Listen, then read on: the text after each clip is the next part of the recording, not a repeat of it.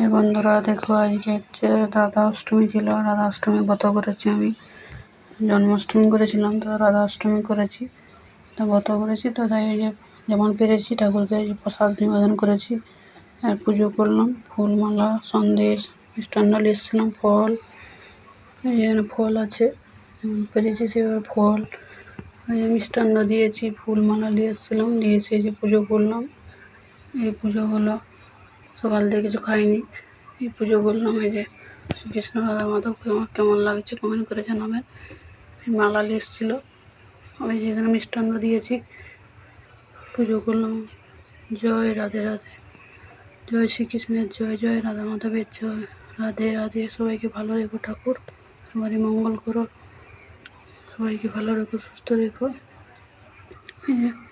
এই পুজো হলো, এই যে প্রসাদ দিয়েছি আর এখানে পুজো করলাম।